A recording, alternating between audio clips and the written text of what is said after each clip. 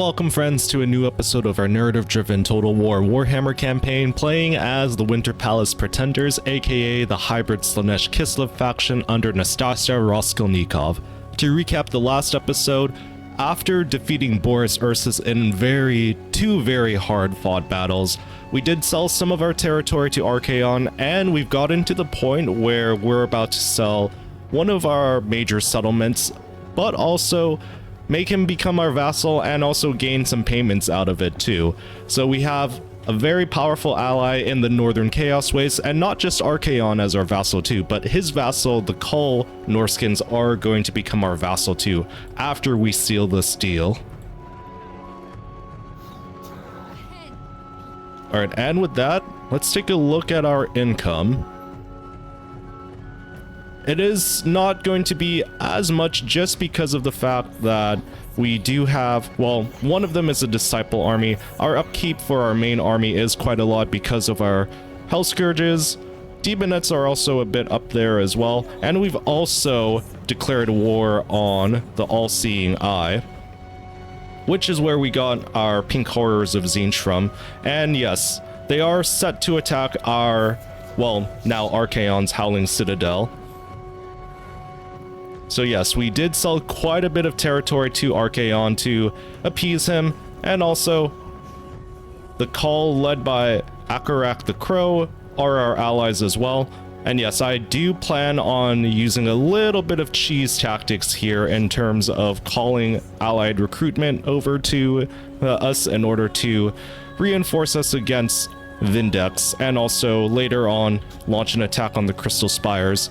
This is also me just thinking ahead, but I do have plans on taking the Port of Secrets from the Tallymen of Pestilence and also assaulting Volcano's Heart, which is under the control of the Legion of Chaos. The game plan for this episode is to secure more territory in the Northern Chaos Wastes and also use it as a staging ground for us to assault into Kislev using Archaeon and our Norskin vassal. As always, the mod list will be in the pinned comment below, and also one of the mods that I am using that gained me so much favor is Trade Any Settlement, which allows us to, like the title says, give any settlement to whatever faction we choose. We're not limited by the game mechanic of having to be next door neighbors to a faction in order to trade it away. So that's how I was able to give so much of my territory away to Archaeon for a massive price though.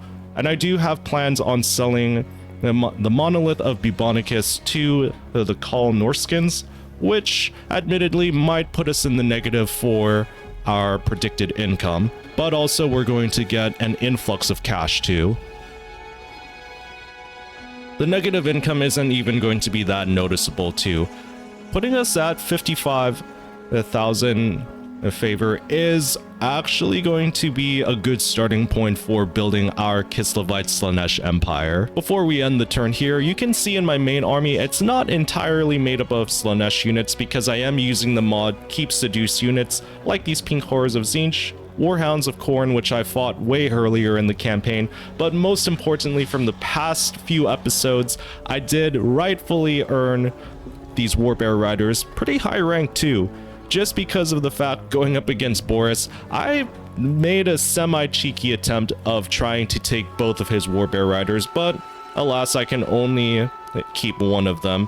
It was a very hard fought battle, and this is kind of like my trophy if you think about it. But they are going to be like a semi-bodyguard for Nastasya. I'm going to hold them in reserve if I truly need them in the battles to come, but we'll see how things pan out for us. I almost ended the turn there, but I do want to go to the diplomacy screen because I'm technically in distant active wars with these ogre tribes and also with some dark elves as well. So I'm going to sign that peace treaty for them and then gain a bunch of money as well out of it. Alright, Gron wants to make peace with us too. It's not like we need the money per se, but a nice influx of cash is going to do us really well.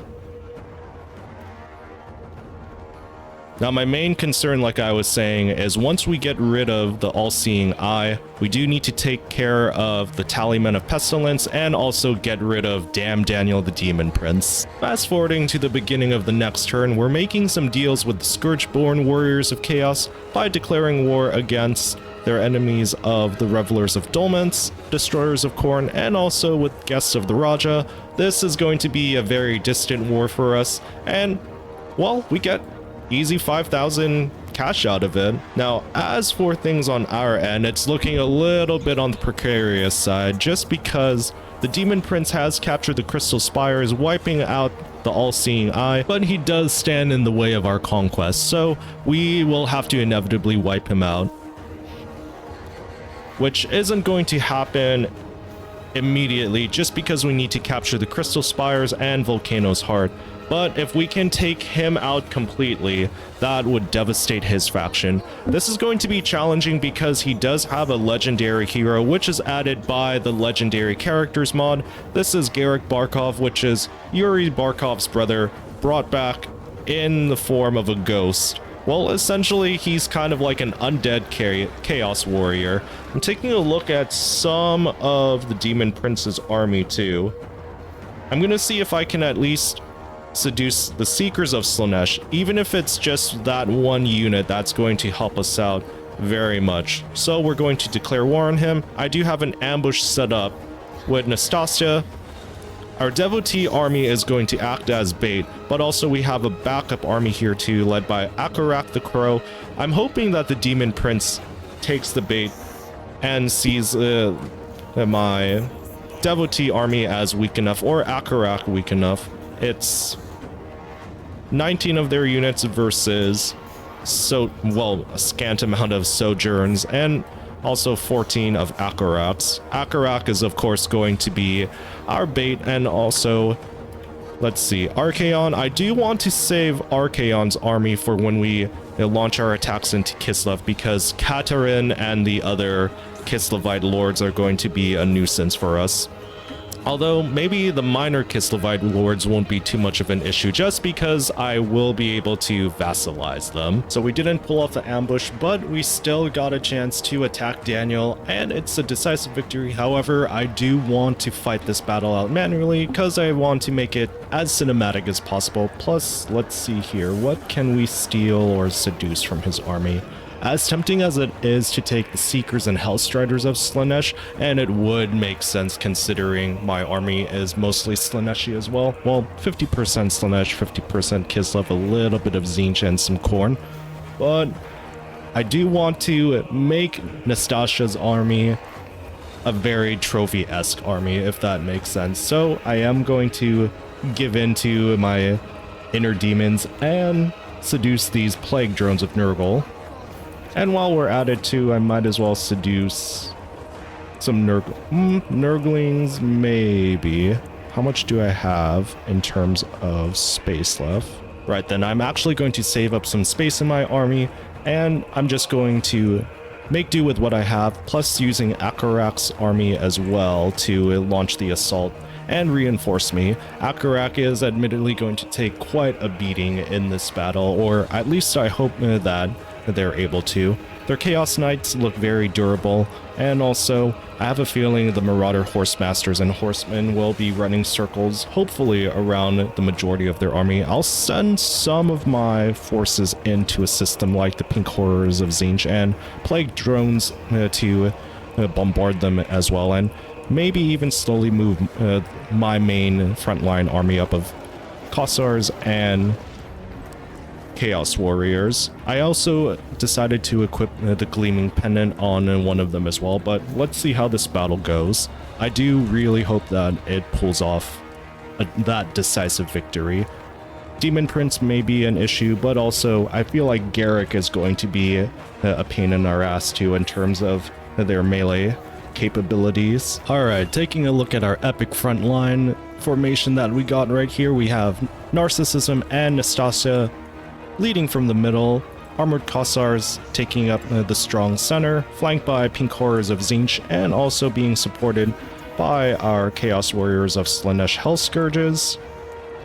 Absolutely love how our army has really evolved over the past few turns. And also, we do have our Kossars with bows supporting in the back as well. And then with our cavalry, I am going to be holding them hidden and in reserve. Bear Cavalry and also Chaos Knights of Slaanesh. I don't really want to try to use the Warbear Riders if I can help it in this battle.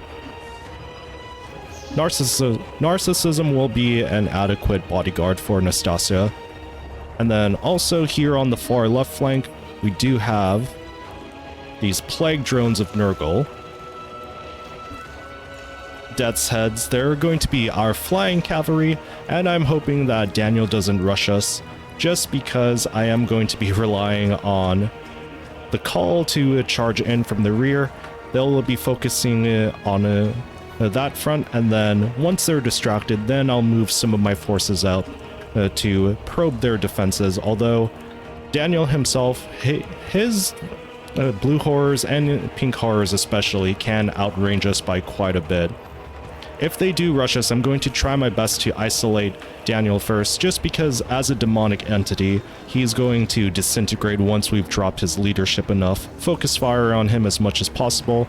Garrick is a smaller target, and alright, I will admit that is a very sick looking model for Yuri's brother in death. That's another thing too, is that because you're a small model, I'm probably not going to notice you that much, which you might be a literal dark horse and game changer in this battle. But let's get started. What are you going to do, Daniel? Doesn't look like you're about to rush just yet. I think you might be moving up. You are interested in taking out my plague drones. I might use these as scout units for future battles, hence the reason why I decided to seduce them over anyone else. I did have some intrusive thoughts of seducing the Seekers of Slaanesh and also their Hellstriders too, to really replenish my severe lack of cavalry. I wouldn't say severe. I do have shock cavalry, and also I'm hiding my Warhound and Hellstriders of Slaanesh, but we're very much depleted on the cavalry front, all things considering as a Slaanesh faction. We also have our Devotee army coming in as well. They're not going to be... I'm going to try my best not to use up too much of their forces, or maybe I will use them as a distraction force. Alright, fast forwarding to the actual battle, here come our Kul Allies. Akarak charging in with his cavalry and even his infantry too. Famir launching a fireball immediately. Is it going to connect? Ooh, decent volley on the Seekers of Slaanesh. Alright, not much health loss though. Ooh, are they actually going to try to rush our forces? Come on, Akarak, charge in. Come on, I need you to. Okay. They're not necessarily rushing our forces just yet. I am going to move my drones in position.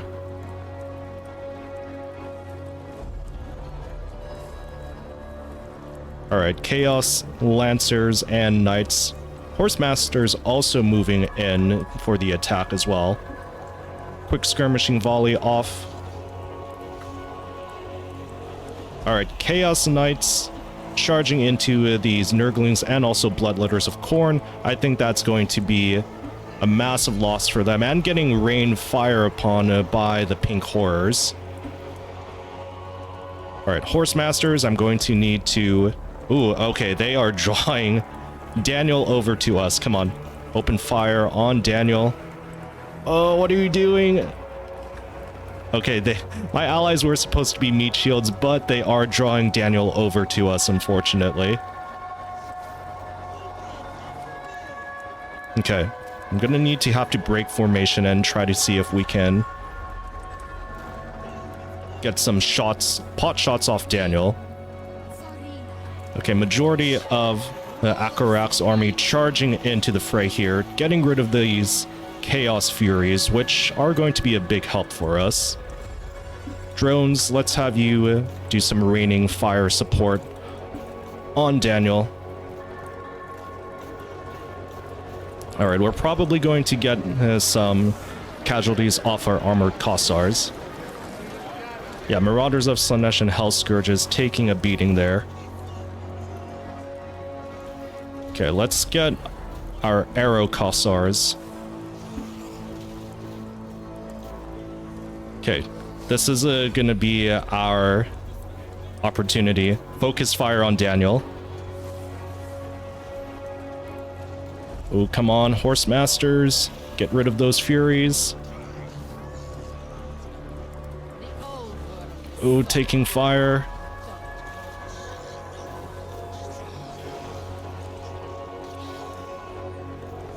Alright, Kossar's taking a bit of a beating there. Let's fall back.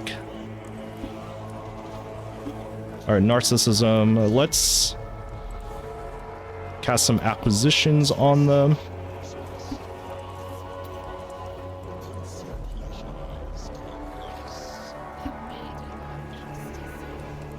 Okay, what spells can we use to really debilitate Daniel? Ooh, okay, Blue Horrors being a bit of a nuisance right there. Like I mentioned before, let's try our best to get rid of them. Cavalry. Okay, no, let's avoid the Bloodletters at all costs. Come on, Horse Masters, I need you focus firing on those Blue Horrors at least.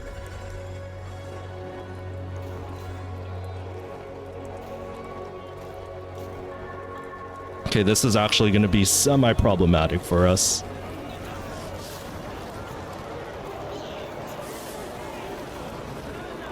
Our gods watch over us.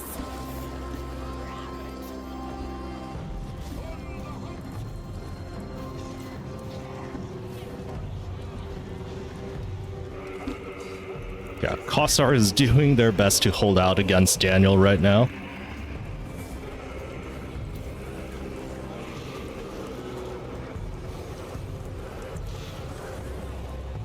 Alright, breaking his leadership. Alright, Demonettes also taking a bit of a beating there.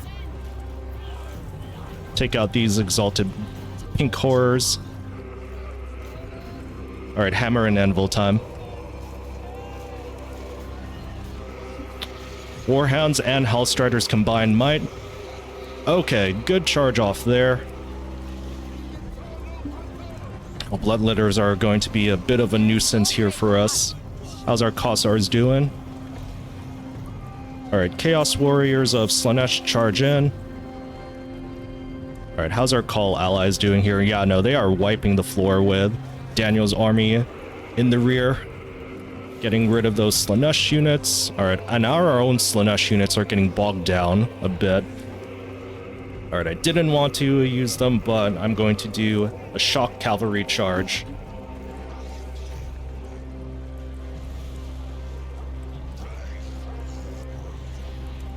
Ooh, okay, Daniel is down. Down with Daniel. Alright, with his leadership absolutely decimated, there goes the rest of his demon army. Alright, sacrifice of a lot of our Kossars. Half tempted to have used my Chaos Warriors earlier on in the battle, but also glad that I had them in reserve. Okay, that was a close victory for sure.